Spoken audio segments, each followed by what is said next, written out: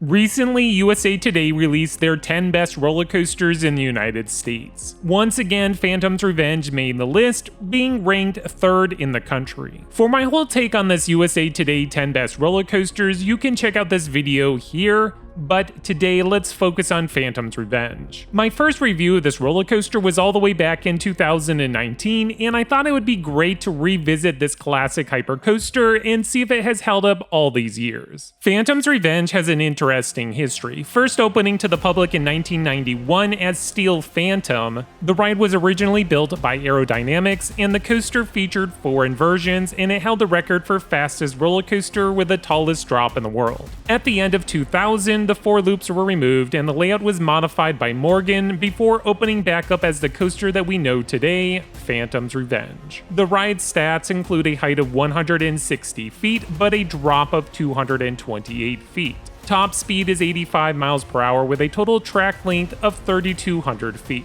For a hypercoaster, the ride is a little on the shorter side, but for what Phantom lacks in track length, the coaster makes it up with originality and charm. Before we get into my review, do me a favor and click on that like button. Newcomers to the channel, make sure you hit that subscribe button.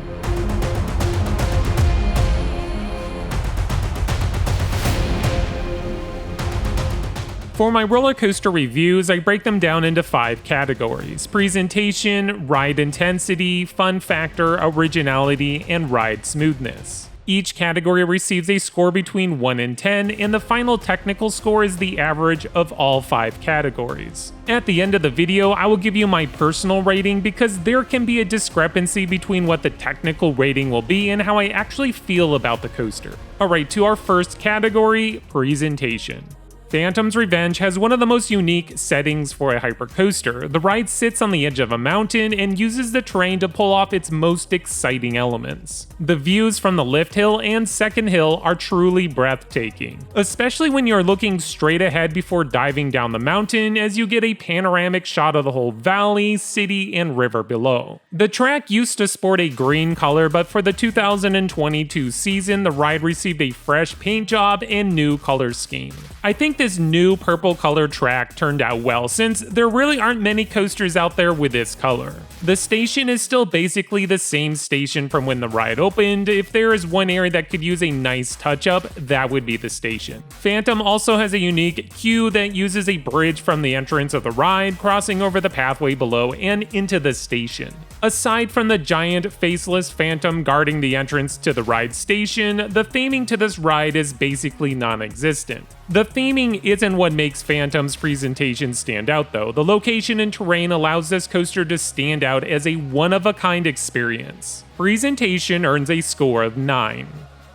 Ride intensity. After climbing to the top of the highest structure, Phantom starts off with a swooping drop to the right. The ride levels out for a small stretch before climbing up into a banked airtime hill. It's not a strong moment of airtime, but those riding in the front will get a nice pop of air as you reach the top, and those in the very back will get that same pop of airtime as the train crests over the hill. Phantom now starts to dive down the side of the mountain. This is an excellent drop as it feels like it lasts forever. The coaster pierces through Thunderbolt before taking a slight turn to the left that leads up into a swooping turnaround. Without losing any speed, Phantom dives back down before taking a turn to the right as you rise back up the mountainside while traveling underneath Thunderbolt for the second time. This is where the coaster changes gears from swooping drops to sudden bursts of airtime. The first pop of airtime happens midway up the climb prior to wrapping around the Turtles ride. The coaster becomes parallel with the station and performs 2 quick bunny hills before taking a turn to the left that leads right into a double down.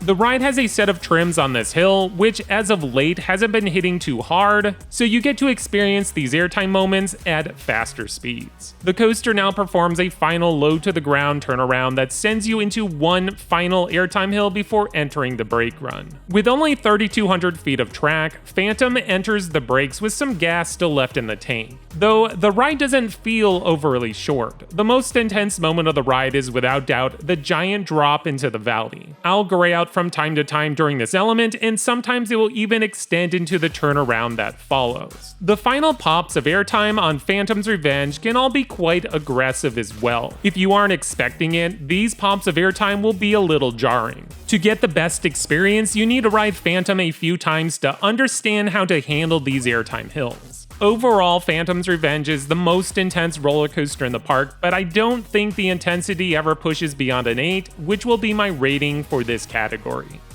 Fun factor. I'm not sure if it's possible to ride Phantom's Revenge and get off with a scowl on your face. This is a fun roller coaster using every inch of track to its fullest potential. The pacing is also pretty decent, with the only noticeable slowdown being at the top of the second hill before diving off the side of the mountain. Phantom also provides a nice variety of forces from positives, laterals, and airtime. Without beating around the bush too much, Phantom earns a solid 10 rating for fun factor. Before moving on to our next category, let me take a brief moment and talk about the ride operations, because good operations will definitely affect your overall fun factor of a ride. Phantom easily has the best operations in the whole park. The ride ops do their best to send the trains as quickly and efficiently as possible. When they are running 2 trains, sometimes they will even get that second train out of the station before the previous train has hit those bunny hills alongside the station. From my estimation, the ride can achieve a maximum dispatch time of about 90 seconds, which isn't too shabby. When there are 2 trains on the track, the line really keeps moving. I give my highest praise to the ride ops for this attraction. Originality. To put it bluntly, there is no other hypercoaster like Phantom's Revenge, well, at least here in the United States. The way it uses the terrain, making this an incredible coaster that attracts coaster enthusiasts from across the globe. What's great is Kennywood knows what a unique and amazing attraction they have on their hands, and park management continues to invest in this coaster, keeping it operating in tip-top shape. Pretty much every reason why I think this coaster earns a 10 score for originality has already been mentioned, so let's just leave it at that.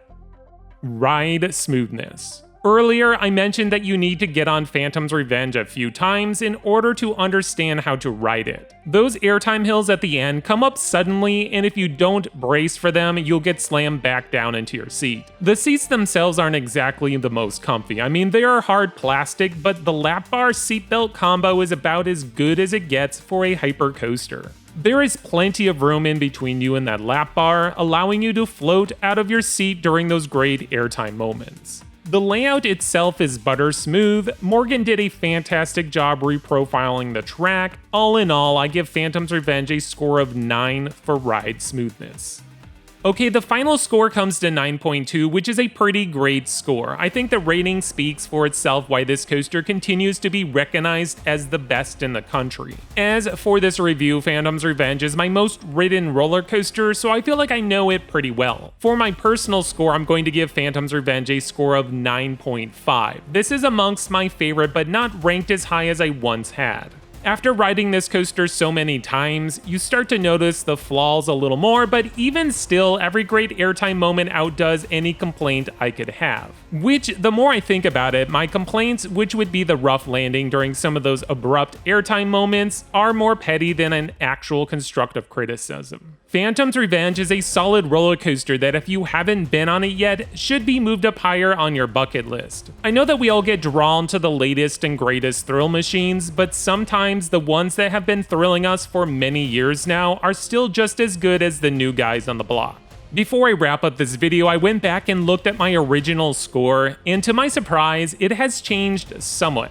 Apparently, I was a lot more critical back in 2019 because the last time I put a Phantom review together, my overall score came to an 8.4. It looks like I was a little more critical in the ride smoothness and presentation category, but overall, I think that I had the same consensus on the ride experience. Which I think that answers my question at the beginning of this video, and yes, Phantom's Revenge has held up all these years. Well, that's going to do it for today's review. Until next time, this is X Cream Thrills.